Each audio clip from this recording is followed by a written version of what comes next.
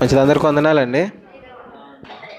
మంచి కొద్ది నిమిషాలు శ్రద్ధగా అదే దేవుడు మనతో మాట్లాడబోయే విషయాలు ధ్యానం చేసే ప్రయత్నం చేద్దాం.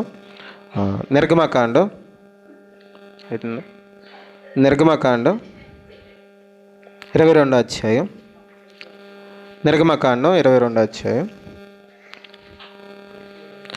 నిర్గమకాండం 22వ అధ్యాయం 22వ వచనం నుంచి 24వ వచనం వరకు చదువుకుందాం. విధవరాలినైనను దిక్కులేని పిల్లలనైనను బాధ పెట్టకూడదు. వారు నీ చేత ఏ విధముగానైనను బాధ నొంది నాకు మొర్ర పెట్టిన ఎడల నేను నిశ్చయముగా వారి మొరను విందును. నా కోపాగ్ని రగులుకొని మిమ్మల్ని కత్తి చేత చంపెదను. మీ భార్యలు విధవరాలగుదురు, మీ పిల్లలు దిక్కులేని వారగుదురు. చిన్న ప్రార్థన చేసుకుందాం. పరలోకమందున మా తండ్రి, దయ కలిగిన మా దేవ, నీ అద్భుతమైన ప్రశస్తమైన నామానికి వేలాది వందనాలు తండ్రి. తండ్రి దేవ, ప్రభా, నీ మాటల చేత మమ్మల్ని తృప్తిపరచండి. మా జీవితాలకు అవసరమైన ప్రతి మాటను తండ్రి మీరు తెలియచేయండి. మా జీవితాల్లో ప్రభా తండ్రి మీరు గొప్ప ఓదార్పుని దయచేయండి. ప్రభా, ప్రతి ఒక్కరికి అవసరమయ్యే మాటలు తండ్రి మీరే సూటిగా స్పష్టంగా మాట్లాడండి. తండ్రి, నిలబడిన నేను మాట్లాడటం వల్ల ఎవరికి ఎటువంటి ఉపయోగం లేదు. ప్రభా తండ్రి మీరే సూటిగా మాట్లాడండి. మీరు మాట్లాడిన ప్రతి మాటను గ్రహించే చక్కని మనసును మాకు దయచేయమని వేడుకుంటూ చిన్న ప్రార్థన మా ప్రభువును రక్షకుడైన యేసేపేట అడిగి వేడుకుంటున్నాం పరమ తండ్రి, ఆమేన్. మనం చదువుకున్న మాటల్లో దేవాతి దేవుడు ఇక్కడ కొన్ని నైతిక పరమైన విలువలు ఆనాడు ఇశ్రాయేలుల ప్రజలకి తెలియజేస్తున్నాడు. అందరు ఇలా చూస్తూ వినండి. ఒకసారి 22వ వచనం చదువుకుందాం, చూడండి. విధవరాలినైనను దిక్కులేని పిల్లలనైనను బాధ పెట్టకూడదు. ఏం చేయకూడదట? ఎవరిని బాధ పెట్టకూడదు? విధవరాలనైనా దిక్కులేని పిల్లలనైనా ఏం చేయకూడదట?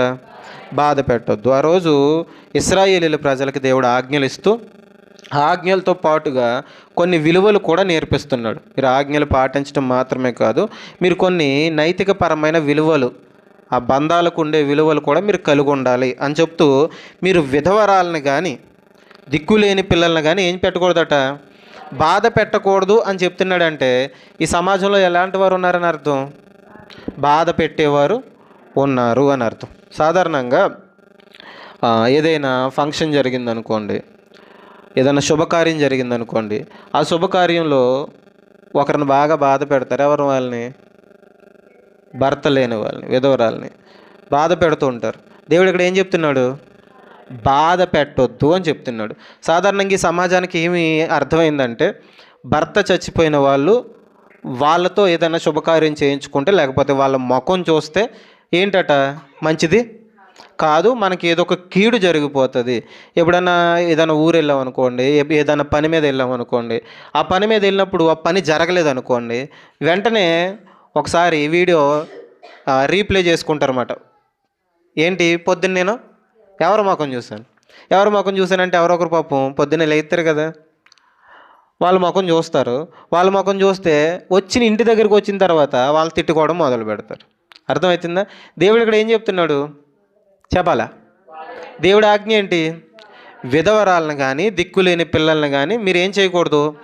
బాధ పెట్టొద్దు. ఈ సమాజానికి ఏమర్థమైందంటే, వాళ్ళని చూస్తే మంచిది కాదు, వాళ్ళ ముఖం చూస్తే మంచిది కాదు, వాళ్ళ శుభకార్యాలు చేయటానికి పనికిరారు అని సమాజం అనుకుంటుంది. కానీ ఏం చెప్తున్నాడంటే దేవుడు, వాళ్ళని బాధ పెట్టొద్దు అని చెప్తున్నాడు. బాధ పెడితే ఏంటి?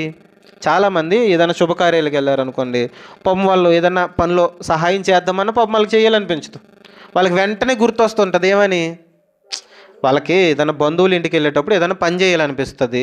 ఏ ఫంక్షన్లోనో లేకపోతే పెళ్లి కార్యక్రమాల్లోనో ఏదో ఒకటి చేయాలనిపిస్తుంది. కానీ చేయటానికి కొంచెం ఆటంకపడతారు. దేనికోసం? ఎవరైనా ఏమన్నా అనుకుంటారు, ఎవరైనా తిట్టుకుంటారని వాళ్ళు ఆటంకపడుతుంటారు. ఆ సమయంలో వీళ్ళకి ఒకటి గుర్తొస్తుంటుంది. ఏంటి? నా భర్తే ఉంటే నాకు ఈ స్థితి రాదు, ఇక్కడ తలదించుకుని నేను ఉండాల్సిన పరిస్థితి ఉండదు. ఆవిడ ఏం చేశారు? అప్పుడు బాధపడ్డారు. వీళ్ళు ఏం చేశారు? బాధ పెట్టారు. ఒకవేళ బాధ పెడితే, దేవుడు బాధ పెట్టొద్దు అంటున్నాడు, ఒకవేళ బాధ పెడితే ఏం జరుగుతుందంట? తర్వాత చూడండి 23వ వచనం. వారు నీ చేత ఏ విధముగానైనను బాధ నుండి నాకు మొర్ర పెట్టిన ఎడల నేను నిశ్చయముగా వారి మొరను విందును. దేవుడు చూడండి, వారు నీ చేత ఏ విధము చేతనైనా, నీ మాటల చేత కావచ్చు, నీ చూపుల చేత కావచ్చు, నువ్వు ఏ విధము చేతనైనా వాళ్ళని బాధ పెడితే ఖచ్చితంగా వాళ్ళు గానొచ్చి నా దగ్గర మొర్ర పెడితే ఏం చేస్తానని చెప్తున్నాడు, వారి మొరను ఖచ్చితంగా నేను వింటాను. ఏంటట, ఎవరైనా నీ వల్ల, నీ చూపుల వల్ల కావచ్చు, నీ మాటల వల్ల కావచ్చు, నువ్వు చేసే పనుల వల్ల కావచ్చు, ఏ విధవరాలైనా, ఏ భర్త లేని వారైనా, లేకపోతే తండ్రి లేని పిల్లలు కావచ్చు, వాళ్ళని బాధ పెడితేనట, వాళ్ళు కానీ వచ్చి మొర్ర పెడితే నువ్వు ఏ విధం చేతనైనా, ఎలా ఏ విధంగానైనా నువ్వు బాధ పెడితే వాళ్ళు కానీ వచ్చి దేవునికి ప్రార్థన చేశారా, దేవుడు ఖచ్చితంగా వారి మొర్ర వింటాడట. తర్వాత చెప్తున్నాడు చూడండి, నా కోపాగ్ని రగులుకుంటుంది. ఏంటట, దేవునికి కోపాగ్ని రగులుకుంటుందట. వాళ్ళు కానీ వచ్చి, ప్రభా వాళ్ళు నన్ను ఇలా బాధ పెట్టారు, వాళ్ళు నన్ను ఇలా ఇబ్బంది పెట్టారు ప్రభా, నా స్థితి ఇలా ఉండడం బట్టే కదా అని ఒక్కసారి దేవుని దగ్గరికి వెళ్ళి కన్నీరు గారిస్తేనట, నువ్వేం చేయక్కర్లేదు, మిగతాదంతా ఎవరు చూసుకుంటారట. కాబట్టి దేవుడు ఇక్కడ ఏం చెప్తున్నాడంటే, వారిని ఏం చేయొద్దు, బాధ పెట్టొద్దు. ఇంకా చెప్తున్నాడు చూడండి, ఇంకా చెప్తున్నాడు చూడండి, మిమ్మల్ని కత్తి చేత ఎవరైతే బాధ పెడతారో వారినట దేవుడు ఏం చేస్తాడట చెప్పాలా, ఏం చేస్తారు కొంచెం గట్టిగా చెప్పండి. ఈసారి నుంచి ఏం చేయకూడదు, ఈసారి నుంచి ఎవరిని ఏది అనకండి, వీళ్ళు ఎదురొచ్చారని తిట్టకండి. అలా చేయటం మనకి ఏంటట, అది మనకి శాపమై కూర్చుంటుంది.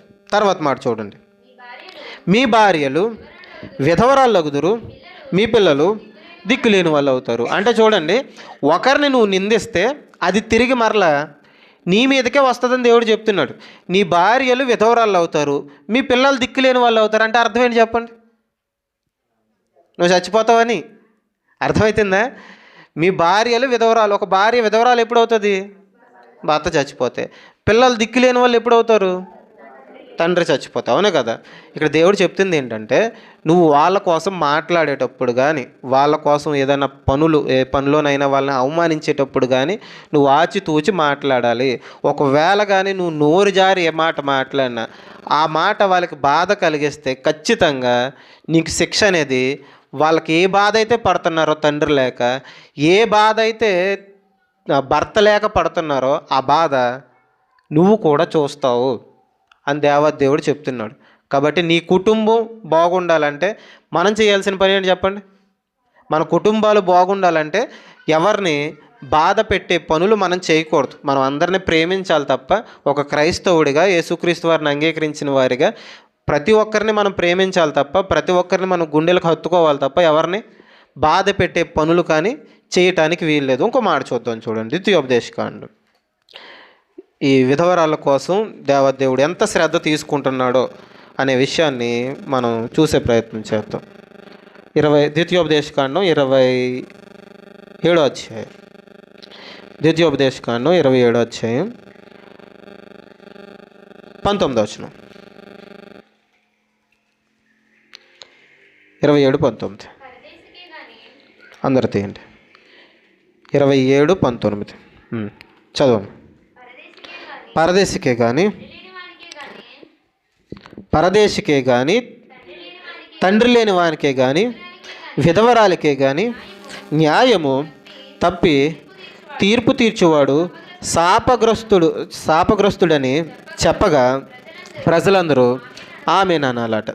ఇక్కడ చూడండి, దేవుడు ఆజ్ఞలు ఇస్తూ మరొకసారి జ్ఞాపకం చేస్తూ ఏం చెప్తున్నాడు, విధవరాలకు కానీ పరదేశికి కానీ దిక్కులేని పిల్లలకు కానీ ఏం చేయకూడదట, తండ్రి లేని వారికి ఏం చేయకూడదట, న్యాయము తప్పి తీర్పు తీర్చకూడదు. అంటే సాధారణంగా న్యాయం వెనకాల ఎవరు సపోర్ట్ లేరు అనుకోండి, మన వెనక ఎవరు సపోర్ట్ లేరు అనుకోండి, మన దగ్గర ఏమీ డబ్బులు లేవు అనుకోండి, ఆటోమేటిక్గా ఏం మారిపోతుంది, న్యాయం మారిపోతుంది కదా.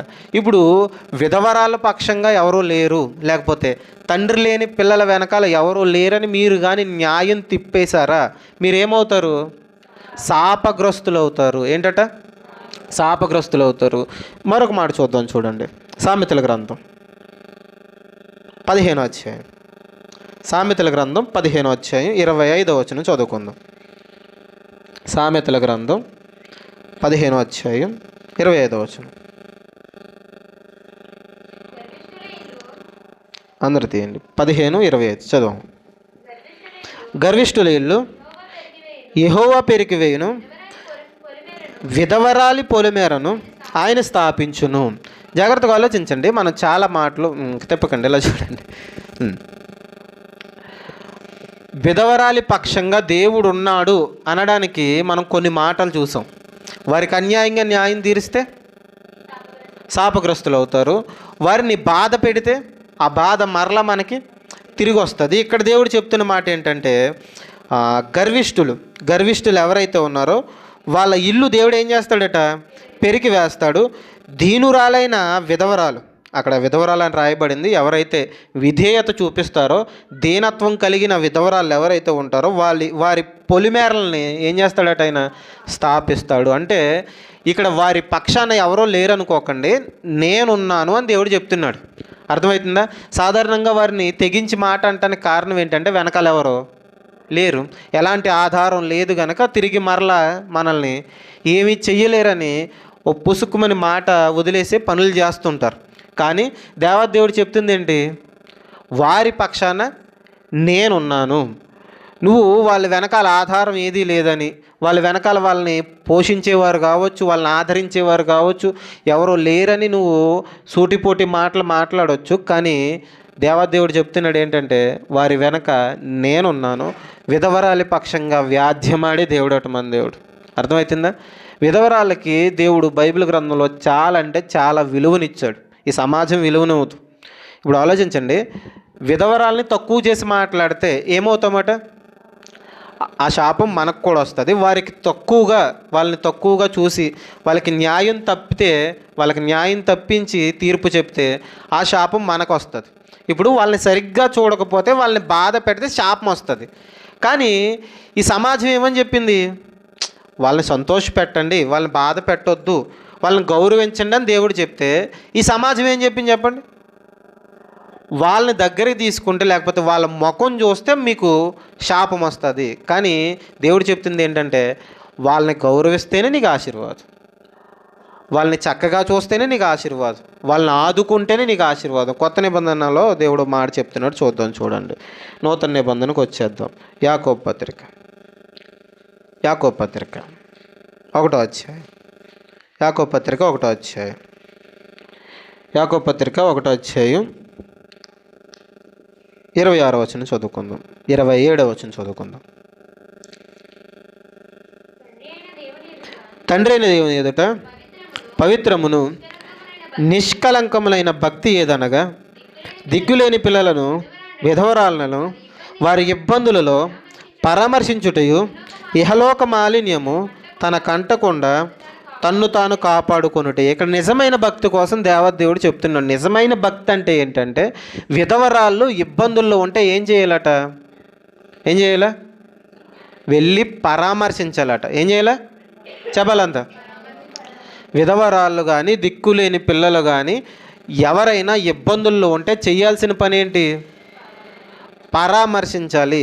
కానీ ఈ సమాజం చేస్తున్న పని ఏంటి, వాళ్ళ ముఖమే చూడకూడదని వాళ్ళని దూరం పెట్టేసి ప్రయత్నాలు చేస్తున్నారు, లేకపోతే వాళ్ళని బాధ పెట్టే పనులు చేస్తున్నారు. దేవుడు చెప్తుంది ఏంటంటే, ఇలా చూస్తూ వినండి అంతా. దేవుడు చెప్తుంది ఏంటంటే, వారిని గౌరవించటమే నిజమైన భక్తి అని చెప్తున్నాడు. నిజమైన భక్తిపరుడు ఖచ్చితంగా ఆశీర్వదించబడతాడు కదా, ఆశీర్వదించబడతాడా? నిజమైన భక్తిపరుడు ఖచ్చితంగా దేవాదేవుని ఆ కృపను పొందుకుంటాడు, ఖచ్చితంగా ఆశీర్వదించబడతాడు. ఇప్పుడు గమనించండి, వారిని గౌరవిస్తే, వారిని పరామర్శిస్తే ఆశీర్వాదం. కానీ సమాజం ఏం చెప్పిందంటే, వాళ్ళని గౌరవించొద్దు, వారిని దూరం పెట్టండి, వాళ్ళ ముఖం చూడొద్దు, ఈ సమాజానికి లేకపోతే ఈ కార్యక్రమాల్లో వాళ్ళని పాల్గొంటే మంచిది కాదు అని చెప్తున్నారు. దేవదేవుడు చెప్తుంది ఏంటంటే, వాళ్ళని ఆదరిస్తేనే నీకు ఆశీర్వాదం, వాళ్ళని గౌరవిస్తేనే నీకు ఆశీర్వాదం, వారిని గౌరవించి వాళ్ళని పరామర్శిస్తేనే నీకు ఆశీర్వాదం. చూడండి, సాతాను మనుషుల్ని ఎంత మోసం చేసిందో. దేవుడు వారిని గౌరవిస్తే ఆశీర్వదించబడతావంటే, సాతాను వారిని గౌరవించొద్దు అని చెప్తుంది. దేవుడు వారిని పరామర్శిస్తే నువ్వు ఆశీర్వదించబడతావు అని చెప్తే, సాతాను ఏం చెప్తుంది, వాళ్ళని దూరం పెట్టు, వాళ్ళని గౌరవించొద్దు, వాళ్ళని పరామర్శించొద్దు అని సాతాను చెప్తున్న మాటలు. ఈరోజు సమాజానికి ఎవరి మాటలు బాగా నచ్చుతాయంటే, ఈ అపవాది చెప్పే మాటలు మాత్రమే బాగా నచ్చుతాయి. అర్థమవుతుందా? ఈ అపవాది చెప్పే మాటలు బాగా నచ్చి చేస్తున్న పనులు ఏంటంటే వాళ్ళని తక్కువ చేసి చూస్తున్నారు. దేవాదేవుడు చెప్తున్నాడు, వాళ్ళని కానీ తక్కువ చేసి చూస్తే, ఒక మనిషిని మనిషిగా చూడకుండా నువ్వు వాళ్ళు చచ్చిపోయారు, వీళ్ళ చచ్చిపోయారు, అరిష్టం జరుగుతుంది, అలా జరుగుతుంది, ఇలా జరుగుతుందని నువ్వు కానీ వాళ్ళని తక్కువ చేసి చూసావా, వాళ్ళ పక్షాన ఖచ్చితంగా నేనుంటాను. ఏంటంట?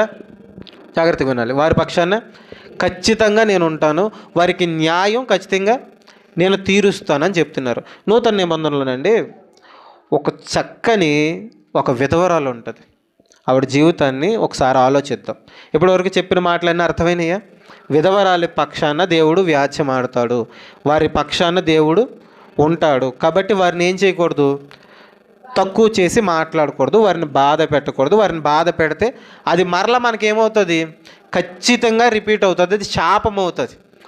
దూరం పెడితే మంచిది అనుకుంటున్నావు, ముఖం చూడకపోతే మంచిది అనుకుంటున్నావు. కాదు, వారిని దూరం పెట్టడం నీకు శాపం, వారి ముఖం చూడకపోవడం నీకు శాపం, లేకపోతే శుభకార్యాల్లో వాళ్ళని పాల్గొకుండా చేయటం నీకు శాపం అవుతుంది. ఈసారి నుంచి ఇలాంటి పనులు చేయొద్దు.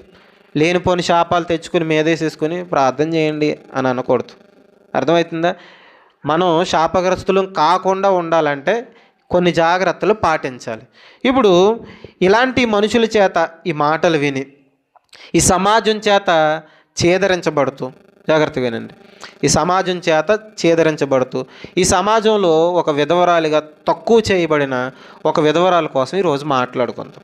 చూడండి, మార్కు సువార్త 12వ అధ్యాయం.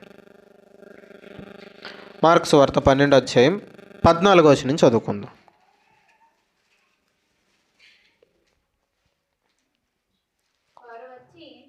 ఒక్క నిమిషం. 41 నుంచి చదువుకుందాం. 12:41.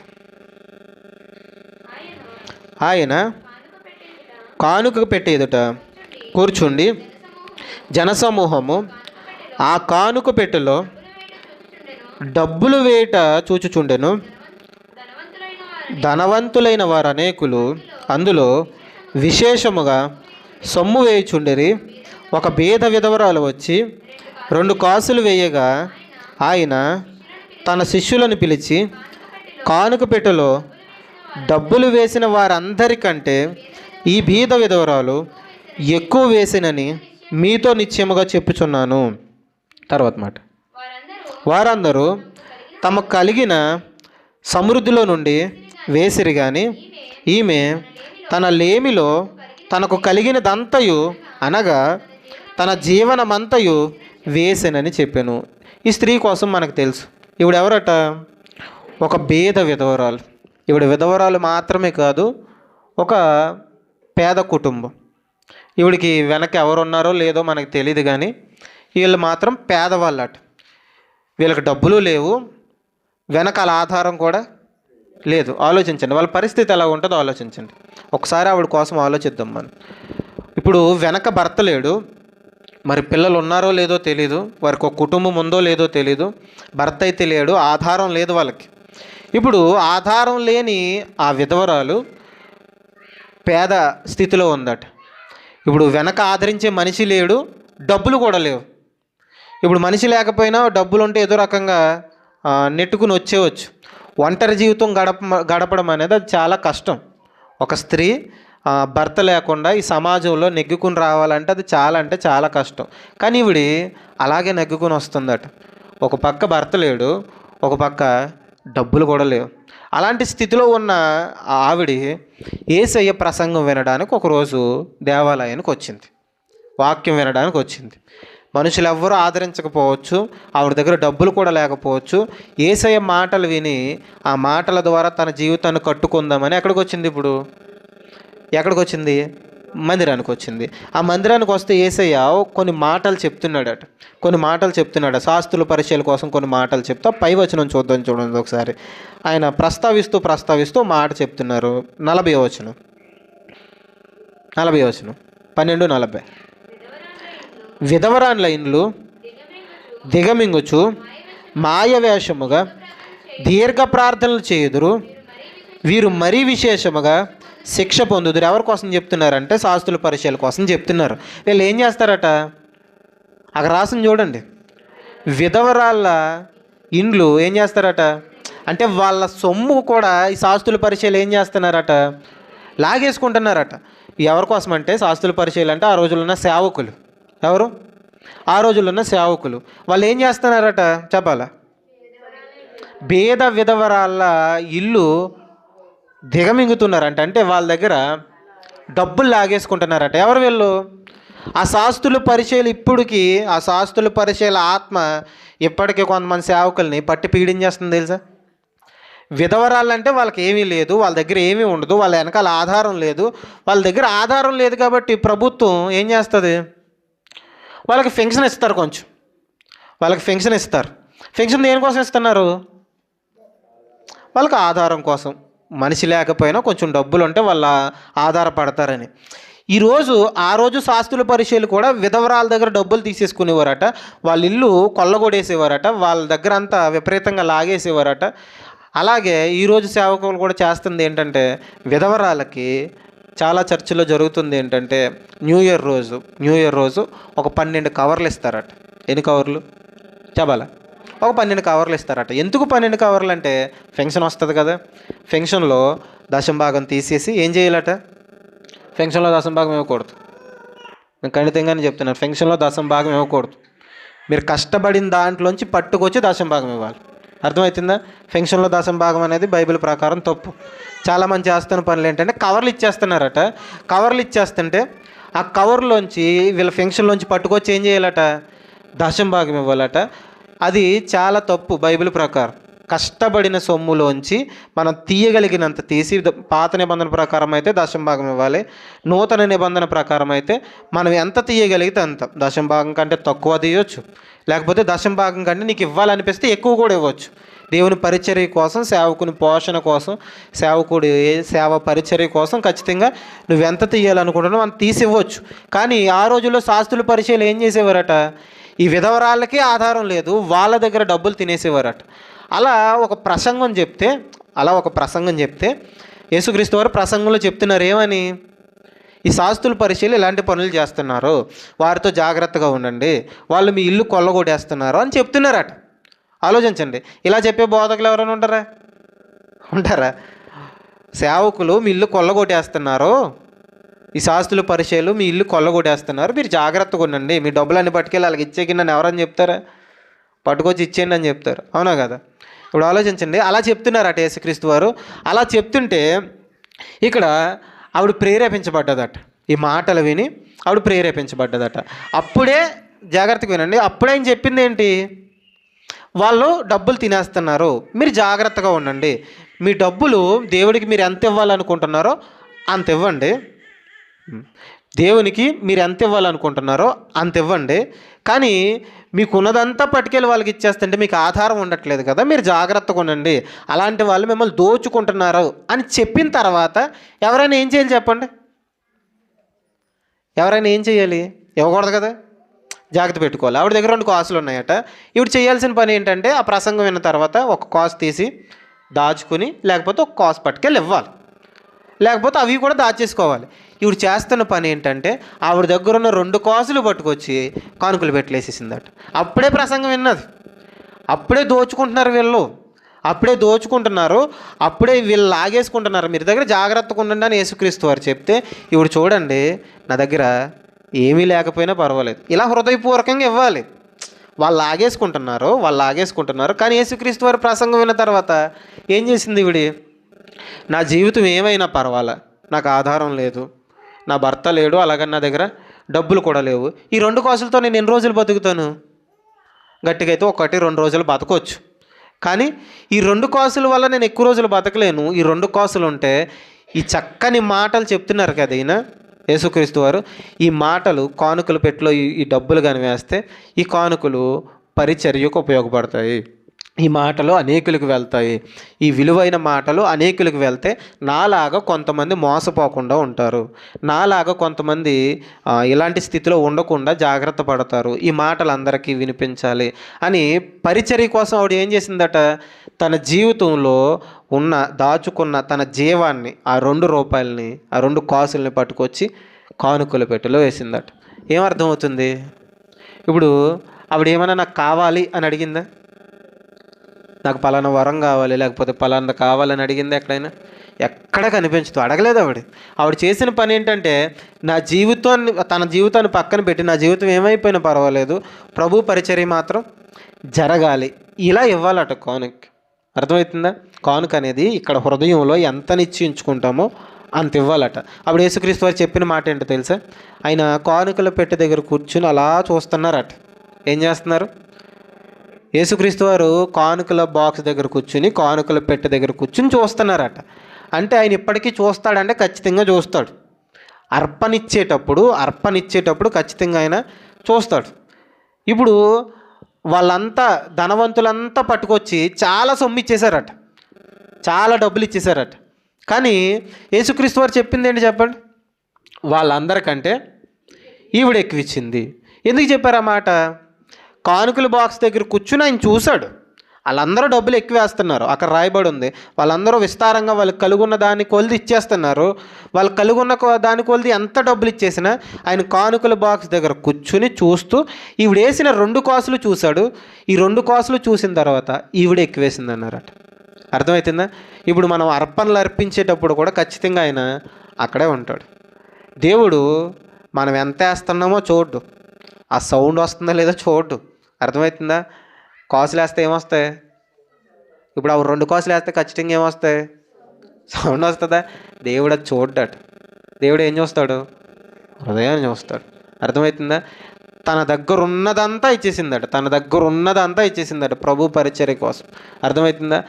ఈ శాస్త్రులు, పరిచయం ఇలాంటి సేవకులు ఎవరైతే ఉన్నారో వారు కానుకల పెట్టె దగ్గర కూర్చుని వేసేది చూస్తారు తప్ప దేవుడు ఏం చూస్తాడు చెప్పాలి? దేవుడు ఏం చూస్తాడు? ఇచ్చే మనిషిని చూస్తాడు. అర్థమవుతుందా? ఆ హృదయపూర్వకంగా ఇచ్చిన ఆ కానుక ఖచ్చితంగా పరిచర్యలో అద్భుతంగా ఉపయోగపడుతుంది. వాళ్ళు ఎంత దండిగా డబ్బులు ఇచ్చినా కానీ ఆ డబ్బులు సరిగ్గా ఉపయోగపడకపోవచ్చు. హృదయపూర్వకంగా ఇచ్చిన కానుక మాత్రం ఖచ్చితంగా ప్రభు సేవలో ఖచ్చితంగా ఉపయోగపడుతుంది. ఇప్పుడు ఒక విధవరాలను మనం చూసాం. లూకా సువార్త 2వ అధ్యాయంలో ఒక విధవరాలు కనిపిస్తుంది మనకి. ఈ విధవరాలు కాదు, లూకా సువార్త 2వ అధ్యాయంలో ఒక విధవరాలు కనిపిస్తుంది. ఆవిడ పేరు అన్న. ఏం పేరు? అన్న. ఈవిడ ఒక ప్రవక్తిని. ఆవిడ తన జీవితాన్ని త్యాగం చేసి దేవుని కోసం బ్రతికినట్లుగా అక్కడ మనకు కనిపిస్తుంది. సమయం లేదు కనుక చెప్పట్లేదు. ఇప్పుడు ఆలోచించండి, బైబిల్లో మనకి కొంతమంది విధవరాళ్ళు కనిపిస్తారు. ఏలియా గారిని కరువు కాలంలో పోషించింది ఎవరు? సారేపాతు విధవరాలు. ఏలియా గారిని కరువు కాలంలో పోషించింది ఎవరంటే సారేపాతు విధవరాలు. సేవకుని పోషించింది, ఆవిడ కూడా పోషించబడింది. ఇప్పుడు అలాగే దేవుని సేవలో బలంగా పాటుపడిన ఎంతోమంది విధవరాళ్ళు ఉంటారు. ఇక్కడ ఈ విధవరాల కోసం రాయబడింది. లూకా సువార్తలో అన్న అనే విధవరాల కోసం రాయబడింది. ఏలియా గారిని పోషించింది కూడా సారేపాతు విధవరాలు. బైబిల్లో మనకి నయోమి అనే ఒక విధవరాలు కనిపిస్తుంది. అలాగే నయోమి గారి కోడలు ఎవరు చెప్పాలా? రూతు గారు. ఈ రూతు గారు కూడా ఒక విధవరాలే. అయినప్పటికీ ప్రభు కృపను పొందుకొని ఆవిడ యేసుక్రీస్తు వారి వంశావళిలో చేర్చబడింది. అంటే అర్థం చేసుకోండి, విధవరాలి పక్షంగా ఎవరుని నడిపిస్తున్నారు చెప్పాలా? విధవరాలి పక్షంగా దేవుడిని నడిపిస్తున్నాడు అనడానికి ఒక చక్కని ఎగ్జాంపుల్ ఇవి. సారేపాతు విధవరాలకి తోడుకున్నాడు, నయోమికి తోడుకున్నాడు, రూతుకు తోడుకున్నాడు, ఇక్కడ పేద విధవరాలకు తోడుకున్నాడు, అలాగే హన్నా గారికి కూడా తోడుకున్నారు. ఇలా విధవరాలందరికీ బైబిల్ గ్రంథంలో దేవుడు ఒక చక్కని విలువనిచ్చాడు. ఈ సమాజం మాత్రం ఏమవదు, విలువనివ్వదు. ఒక్క మాట జ్ఞాపకం చేస్తున్నాను, ఈ సమాజం ఎవరికైతే విలువనివ్వదో, ఈ సమాజం ఎవరినైతే తొక్కేస్తుందో, ఈ సమాజం ఎవరినైతే తోలనాడి దూరం పెడుతుందో దేవుడు వారిని దగ్గరికి చేర్చుకుంటాడట. అర్థమవుతుందా? మనం కూడా కొంతమంది చేత ఊరి చివరికి గెంటేయబడ్డాం, అవునా కదా? కొంతమంది చేత అగ్రకులాలైన వారి చేత ఊరి చివరికి గెంటేయబడ్డాం. కానీ దేవుడు మనల్ని హత్తుకున్నాడు. అర్థమవుతుందా? ఎక్కడైతే అణగారిపోయిన జీవితాలు ఉంటాయో, ఎక్కడైతే తక్కువ చేయబడిన జీవితాలు ఉంటాయో వారిని దేవుడు లేవనెత్తి ఒక గొప్ప స్థితిలో పెడతాడట. అర్థం చేసుకోండి. ఈ సమాజం తక్కువగా చూసినా, ఈ సమాజం ఏమనుకున్నా, ఈ సమాజంలో వాళ్ళు మిమ్మల్ని ఒకవేళ తోలనాడినా ఏమనుకున్నా కానీ దేవుడు మీకు ఒక గొప్ప స్థితిలో పెట్టాలని ఆలోచిస్తున్నాడు. ఆ పేద విధవరాలు ఎలాగైతే ప్రభు కోసం సిద్ధపడిందో అలా సిద్ధపడాలి. అన్నగారు ఎలాగైతే తన జీవితాన్ని త్యాగం చేసి దేవుని కోసం పరిశుద్ధంగా బ్రతకడానికి దేవుని సన్నిధికి ప్రాధాన్యత ఇచ్చిందో అలా ఇవ్వగలిగిన రోజు ఖచ్చితంగా మన జీవితాలను ఎవరైతే తక్కువ చేసి మాట్లాడారో వారు నోటి మీద వేలేసుకుని ఉండేలా ఒక గొప్ప స్థితికి దేవుడు ఖచ్చితంగా మనల్ని తీసుకొస్తాడు. ఎవ్వరూ లేరనుకోకండి, మీ పక్షాన నేనున్నాను అని దేవుడు సెలవిస్తున్నాడు. ఎవరున్నారట? దేవుడు ఉన్నాడట. అణగారిపోయిన జీవితాలు, విధవరాలనే కాదు, తక్కువ చేయబడిన ప్రతి జీవితం వెనకాల దేవుడు నడిపిస్తాడు. తక్కువ చేయబడిన ప్రతి వ్యక్తి వెనకాల దేవుడు వెన్ను తట్టి నిలబెడతాడు. అలాంటి దేవుడు మనకున్నాడు. అందుని బట్టి దేవునికి స్తోత్రాలు. చిన్న ప్రార్థన చేసుకుందాం. ప్రార్థన చేసుకుందాం. ప్రార్థన. పరలోకమందున మా తండ్రి, దయ కలిగిన మా దేవ, నీ అతిపవిత్రమైన ప్రశస్తమైన నామానికి వేలాది వందనాలు తండ్రి. ప్రభు ఇప్పటి వరకు తండ్రి మీరు మాట్లాడిన విధానాన్ని బట్టి నీకు స్తోత్రాలు. ప్రభు అణగారిపోయిన జీవితాలకు ప్రభు తండ్రి మీరు నూతనమైన వెలుగులు ఇవ్వటానికి ప్రభు తండ్రి, ఎవరైతే తక్కువ చేయబడుతున్నారో, ఎవరైతే సమాజం చేత ప్రభు తండ్రి వెలివేయబడుతున్నారో తండ్రి, అలాంటి బ్రతుకులను తండ్రి లేవనెత్తటానికి, ఒక గొప్ప స్థితిని ఇవ్వటానికి ప్రభు తండ్రి మీరు ఈ లోకానికి వచ్చారు తండ్రి. మా బ్రతుకులకు కూడా తండ్రి మీరు వెలుగునిచ్చారు ప్రభు. ఈ సమాజం తక్కువగా చూస్తున్నప్పటికీ, సమాజం వెలివేస్తున్నప్పటికీ ప్రభు తండ్రి ఎంతమాత్రం క్రైస్తవులుగా మేము అలాంటి తండ్రి వైఖరి తండ్రి పాటించకుండా తండ్రి, లేనిపోని శాపాలు మా మీదకి తెచ్చుకోకుండా ప్రభు తండ్రి జాగ్రత్త కలిగి ఇప్పటి నుంచి ప్రభు తండ్రి ప్రతి విషయంలో మసులుకునే తండ్రి కృపను దయచేయండి. ఎంతమాత్రం ఎవరిని తక్కువగా చూడకుండా ప్రభు మీరు అందరినీ ప్రేమించారు, అందరినీ తండ్రి దగ్గర చేర్చుకున్నారు తండ్రి. ప్రతి మనిషిని సమానంగానే ప్రేమించారు ప్రభా తండ్రి. మీ ప్రేమను పొందుకున్న మేము, మీ యందు రక్షణ పొందుకున్న మేము ప్రభా, ఏ మనిషిని తక్కువగా చూడకుండా, ఎవరిని దూరం పెట్టకుండా ప్రభా తండ్రి అందరినీ ప్రేమిస్తూ అందరినీ గుండెలకు హత్తుకునే తండ్రి గొప్ప కృపను మాకు దయచేయండి. కృపలో భద్రపరచండి. మా ప్రతి లోపాన్ని సరిచేసుకుంటూ మీ మెండైన ఆశీర్వాదాలకు ప్రభా పాత్రులు కావటానికి తండ్రి కృప దయచేయమని వేడుకుంటూ చిన్న ప్రార్థన మా ప్రభువును రక్షకుడైన యేసయ్య అడిగి వేడుకుంటున్నాం పరమ తండ్రి. ఆమేన్. అందరికి వందనాలండి. ప్రభు బల నిమిత్తం వాక్యపట్నం చదువుకుందాం. కొరింథీయులకు రాసిన మొదటి పత్రిక